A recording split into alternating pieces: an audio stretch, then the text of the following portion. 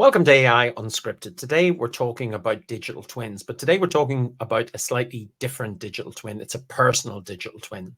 Whilst digital twins have been around for some time, particularly manufacturing, and we have seen them in services. So, for example, officer shop best purchase pattern layouts, jury selection, those have all existed for some time, but now you can have your own digital twin. Today, I'm going to talk to expert Marcus Lampinen.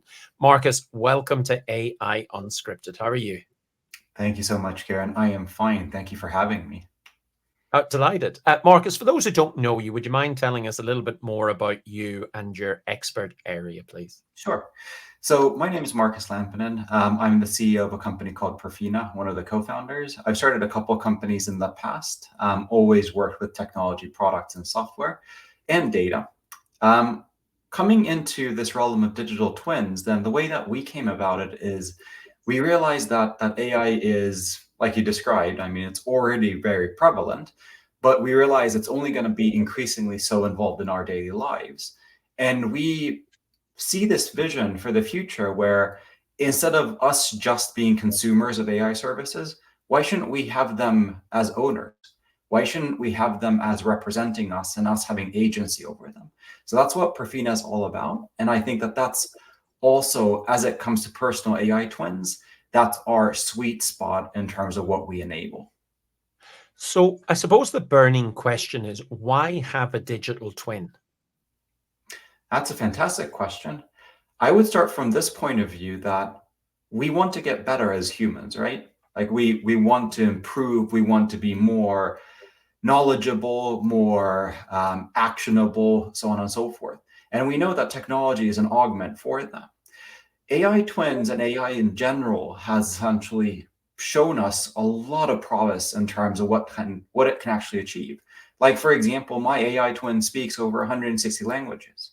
However much I study myself, I'm probably not going to get there on that level of fluency and that level of immediacy. The other part is my AI twin doesn't sleep. So if somebody actually wants to have a conversation about things that I might be able to help with, yes, they can talk to me, the real human, but at the same time, my AI twin can carry 1,000 conversations simultaneously while I'm sleeping. So in that way, it's about, in my head, at least personally, it's about looking at what are the natural abilities that I have and how can I utilize best-in-class technology to transcend that. I also kind of think about it this way, that right now, this does make me a lot more competitive. The fact that I can carry 1,000 conversations simultaneously is fantastic, but that's only going to last so long. In a year, I expect that I'll need this to actually stay relevant. And I think that's kind of where, why have an AI twin? It also morphs a little over time. And I think especially right now, where in Silicon Valley, where I am, I mean, this is bread and butter. People are working with these things every day. But for a lot of folks that we work with, I mean, this is novel. This is new in their area of expertise, in their industry. Like Karen, you mentioned a couple industries where it's already been established. But for many industries, such as legal education, athletics, just education in general, then these are new tools. So I think in where we are right now, having a personal AI twin that also allows you to kind of learn with the technology. And I wouldn't discount that, because being able to experiment with your own AI twin kind of within your own control, that can be a really powerful tool for you, because you're going to be expected to use these technologies everywhere you work anyway in the future. So this can give you not only a leg up, across competition and so on and so forth, but it can also give you essentially an accelerated learning curve into figuring out, like, what can you not necessarily just do yourself personally with the AI twin, but also maybe in your professional context or in your company. How can you apply it, for example, in that organizational setting? So how do I know that the AI twin is representing the true me, as opposed to it being a machine of some sort that someone else has programmed? Sure, that's a great question. I think it comes down to this concept of black boxes, or the lack of black boxes, so to speak.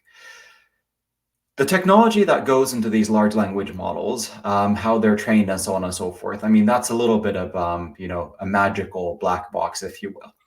And obviously, you're not necessarily going to change that because these large language models are created by really large, well-funded, often Silicon Valley companies that then essentially, some of them are open source and you can look at, like, for example, Meta's models. Some of them you can't. At the same time, I think it's also kind of this aspect of what goes into your AI twin. What is it talking, like what are the inputs and what is it actually coming up with?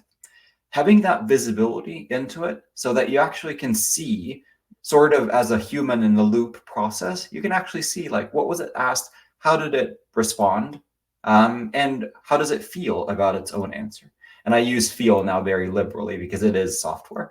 So how does it score itself? Like, if it looked at, for example, you ask my AI twin that, what's the benefit of having an AI twin? Which obviously, since I'm the CEO of this company, then it will know how to answer quite well. But then at the same time, once it actually does answer that question, it will come up with a score. And it will say that, well, here's how I think I did. So what that score will tell you is based on the type of material that you provided it, the type of things that it's learned. So this is presentations, this is documents, this is transcripts, all sorts of different expertise that you wanted it to actually learn. It will essentially say that, okay, with this question, here's my answer. And looking at what I had available, then this is my level of confidence from 0 to 100 in terms of how I did. Now, if that score is higher, then most likely you're okay. Like, it feels confident in its response. But if that score is lower, let's say if it goes under 50%, then most likely it actually didn't have enough material to draw on.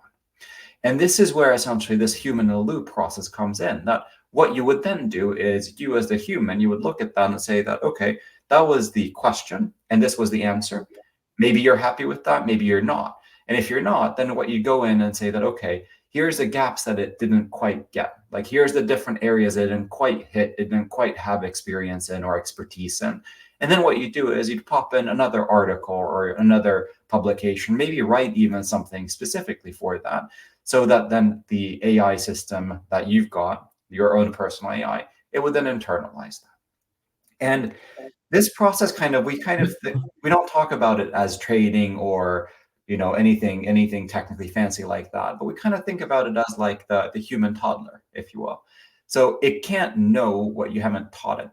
So the way that it learns is you upload documents, it will internalize that, and then after that, it will be able to answer questions in a number of different types of ways using that, which is very similar to the other AI technologies and the large language models. But the difference here is that you have full visibility into how it's actually acting. And that means you can action and you can correct any type of behavior that you want, so that it actually is representative of not necessarily always you, because you can keep these for different type of purposes as well, but at least representative of your own goals and what you want it to do. I think that's the interesting bit, because as I was practicing with the technology for a bit of fun, it did miss one or two things. And I say it missed, I missed, because I obviously hadn't taught it the answer. And I did exactly, Marcus, as you're describing. I took some additional content that I'd written. I then put the content in, and then it was able to answer the questions and the variations of questions that I was asking, which makes it a really interesting exercise for training digital assistants. As you said, it's like a toddler that needs educated, but boy, once it is educated, does it certainly deliver an answer. This opens up another opportunity, Marcus, because you mentioned a moment ago, you're in 150, 160 languages. You're able to transact and answer questions, 24/7. On a practical note, in addition to that, because I like the sound of that, I want to deliver, masterclasses in AI in multiple languages and be in multiple places, so I earn incomes when I'm sleeping and simultaneously when I'm not sleeping, in multiple locations and languages.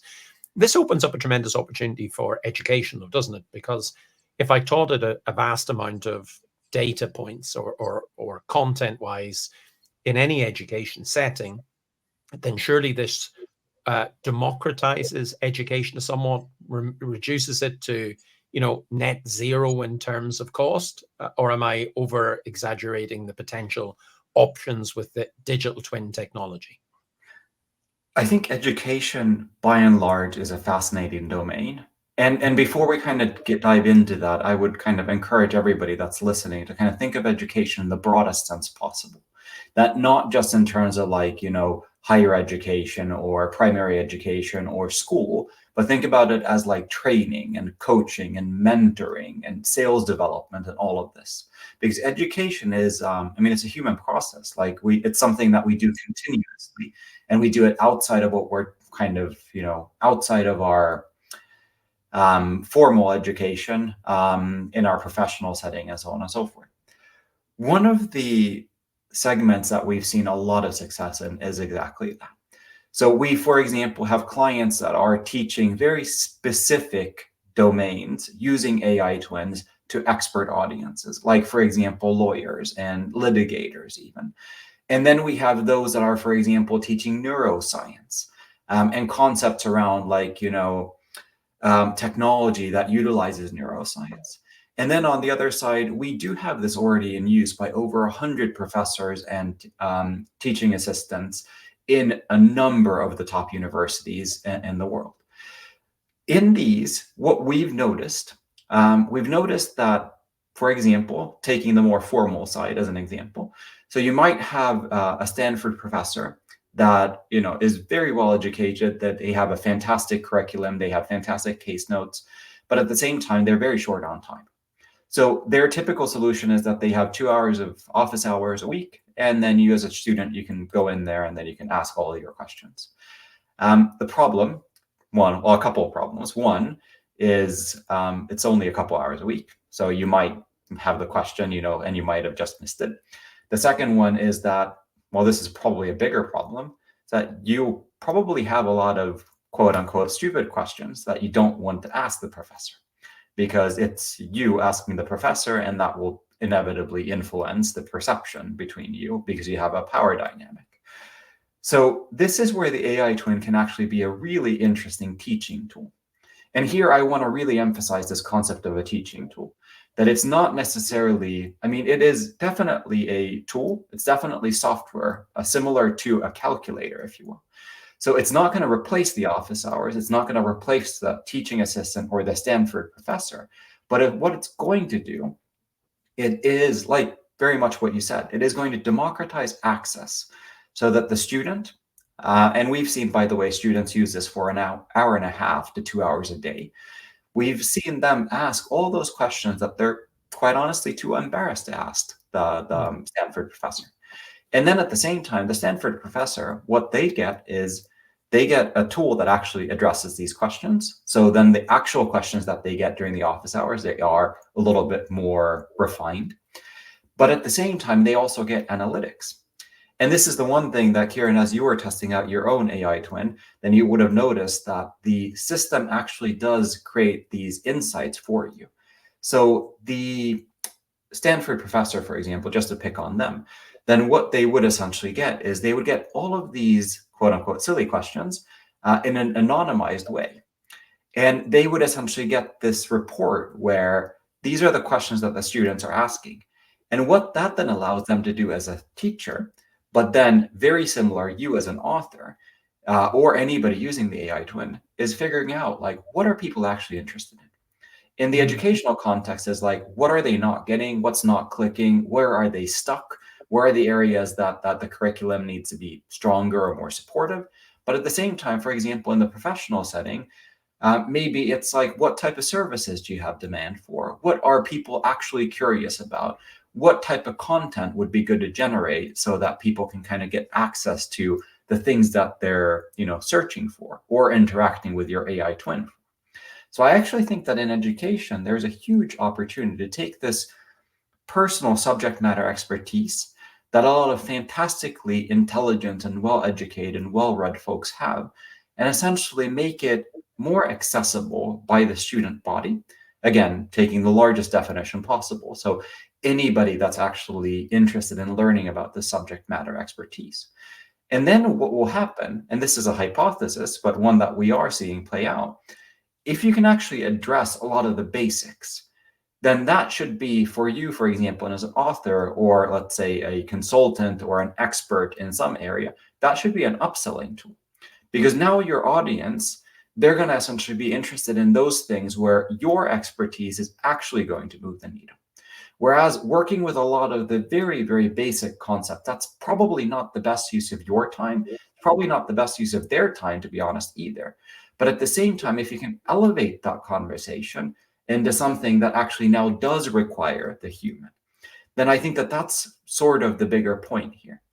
And I think in education in particular, that this doesn't also replace the course books or the textbooks or the literature. But at the same time, if you wanted to, for example, give the students more of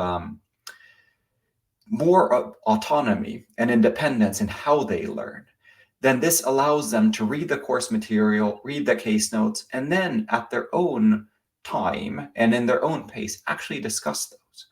And if you think about how people learn, then talking through and kind of just working through the material and some type of a dialogue, for many folks, that's a really, really helpful process.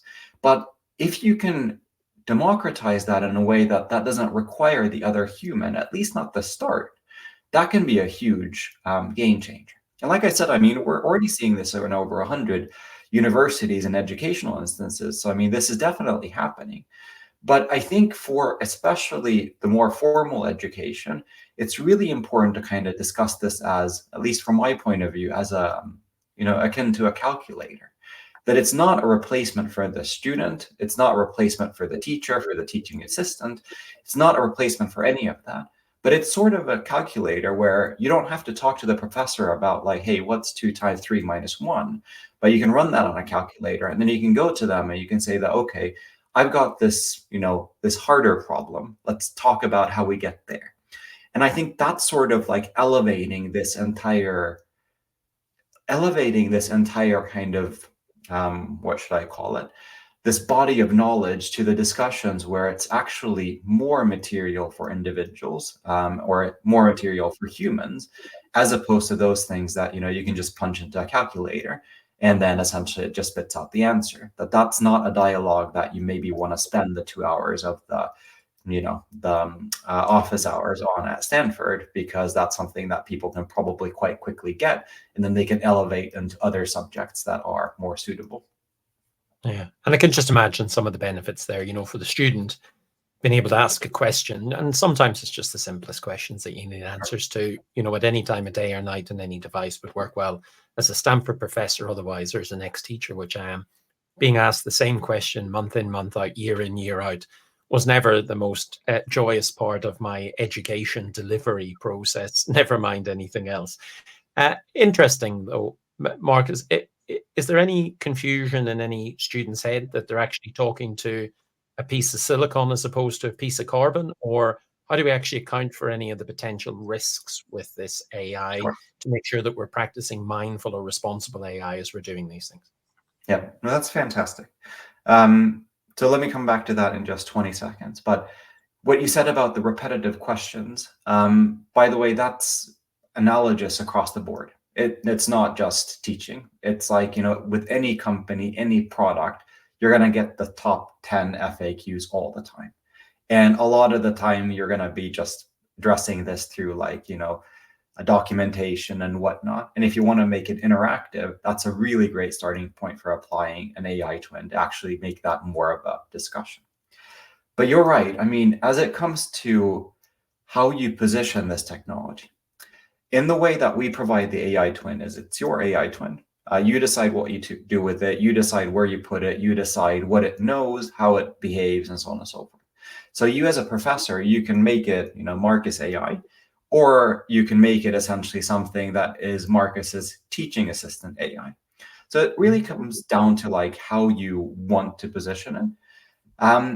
I think as far as students, so we had even a couple of journalists actually interview many students that had used these. And I don't think confusion was ever really there. I think that how people set these up, it does differ. Like some will make them, like my AI twin is not me. The way that I've set up my AI twin is it's my helper. And if you ask my AI twin, for example, questions like, I don't know, what's your favorite color? It's not going to tell you what Marcus's favorite color is. It's going to make up some own story based on its own identity. And I actually really like that. I like that my own AI twin develops its own identity as sort of like one of my army of AI twins. But there are people that want it to be more closely aligned with who you are. And I think it really does depend on what's kind of the function of it. And I think it just depends on the use case, because we kind of went back and forth a lot of time with our engineering team that should we just set one default across the board? And we just realized that we can't do that, because some people were, for example, as an author yourself, you might have your Kirin AI be able to ask or be able to discuss questions about the books that you've written and the concepts there. And there it makes sense to ask like, hey, what does Kirin think of this? Because it's material that you've written. But for example, in some cases where, let's say the professor might not always be present, kind of in, well, obviously physically, but also present in kind of like just overall frame of mind, then it might make sense essentially to position it as like, hey, it's a third party helper that's there. But I don't think that confusion has really come up. And I think the way that we're trying to position it is very much as not a replacement and not a competition to the human element, but really as like a sophisticated calculator. Because I think it's also one of the risks that we have with the AI technologies nowadays, that they're so prevalent and they're so marketed and marketable. And oftentimes we confuse them in a way, what they are and what they're not. And sometimes just stripping them down and just calling them a calculator or a piece of software, that can be a great way of kind of just lowering the barrier in terms of understanding that, okay, this is how I use it. Because I think at the end of the day, figuring out like, how do you yourself use it? I think that's the most important thing now. And that will evolve over time, because like we talked earlier, it is a learning process. So just getting your hands on this and starting somewhere, I think that's more important than kind of figuring out the perfect place for it to go right away. Yeah, I get that learning process piece. If we went back 20 years, maybe 30 years now, the amount that we actually now depend on our iPhone is a natural extension of ourselves to book holidays, to do banking, to travel the world. We don't even think about it, whereas back in the day we did. Now we're seeing a generation of AI natives. And as you said earlier on, your data is a luxury. It shouldn't be. It should belong to you. And therefore, I know in my own terms, I want to be able to provide tremendous value to people. And I have put my books into the test system and a lot of other articles. And I want it to be a reflection of me, because I want people to get my quirky personality. While I'm being very transparent that it is an AI that I'm playing with, if I put it live on the website, it will provide, I hope, tremendous value, will represent my quirky personality, but I will be very clear that it is an AI as well. But again, I'm conscious of that in a couple of years' time, what are now not digital natives, but AI natives that are coming into the workforce. She said they won't even be thinking about this. It'll be a natural extension, and we see where we get to. Marcus, if people want to find out a little bit more about yourself, digital twins, and the company, where would they go to? Sure. So you can just go to perfina.com. And that's where essentially you can find out what are digital twins, and you can sign up for free to test one yourself. I think this is one of those things that it's easy to overthink, and I'm encouraging everybody not to overthink in that way, although they often do anyway. I think figuring out how it works for you, and figuring out also the process of how do you actually teach it things. I think many people kind of report that it's incredibly rewarding. That's sort of like this Tamagotchi that you can kind of see how it picks up things and how it answers and how it reacts to certain type of situations. And I think there essentially just seeing how it can work for you is, I think that's a good starting point. So people can definitely check it out on perfina.com, and I'm on LinkedIn, so you can always shoot me a message. And I think the coolest thing of my job, or the coolest part of my job, is seeing what people actually come up with these. So I literally learn a lot from when people set up these new AI twins. And it's fantastic because, again, I have silly questions too. So going out to these AI twins and asking that, hey, what's direct transcranial stimulation, for example? That's not something that I know, but that's something that I've learned from an AI twin. So these are fantastic things. So I definitely encourage folks to kind of just test out whatever you want and just see how it actually ends up fitting into your life. It's interesting. Someone once told me, as they learned I deliver speeches to business globally, there's no such thing as a silly question. And I went, well, there is. And they went, what do you mean? I says, well, the silly questions are the ones I don't know answers to. The best questions are the ones I do. So, and I know whilst testing my AI, I was rather silly at times, not actually feeding it the content it needed or content that it needed. I will say as a concluding thought here that it is also fascinating. Like I mentioned, I've set up my AI twin in a way that it can develop its own personality. It's very much affixed to me in a way, and the body of knowledge that I've given it and so on and so forth, and I control it. But it's fantastic when you see questions that you hadn't actually thought about. And then essentially you see how the AI twin actually answers them. And by and large, it does a fantastic job. But for example, if a person has a certain tone in terms of their writing, then how will the AI twin pick up on that? And then depending on dialects, for example, then how will it essentially merge those into the way that it then recreates and presents the information? So these are things that I'm just kind of watching the analytics from my own AI twin. And this is something that also you can find my own AI twin. Kieran, you and I can add the link somewhere in the podcast episodes. That it's a fantastic thing to see that how does that entity, call it the AI twin now, an entity, how does it kind of pick up on the knowledge that you fed it? And then how does it address those types of unique situations where you've never seen that question before? Like you as a human have never seen that question before. And this is where I think AI is actually fascinating. That imagine yourself as a human being put on the spot with something that you've never heard before and given, half a second to answer, and half a second to answer in like full prose. Like that wouldn't work for a human, but the AI does it like this. And most of the time, the things that come out, I mean, they are thought-provoking. And obviously, since you are in the loop, then if they're not exactly what you want, then you go in and then you rectify that situation. But to this point of silly questions, I think that that's one of the most interesting and surprising things that I've seen. That some of those questions, like maybe 1 out of 100, that kind of I see on a daily basis, then there are things that make me go like, oh, okay, that's interesting. And then based on that, that opens up an entirely new pattern of thought that I wouldn't have unless I had that AI twin that actually surfaces that topic, because that question would definitely not come to me as a human. Oh, I love that. Well, folks, afterwards, what we'll do is we'll add in the links to the company. We'll add in the links to the digital twin, and I'd be really interested to see what you think. Marcus, thank you so much indeed. Thank you, Kieran.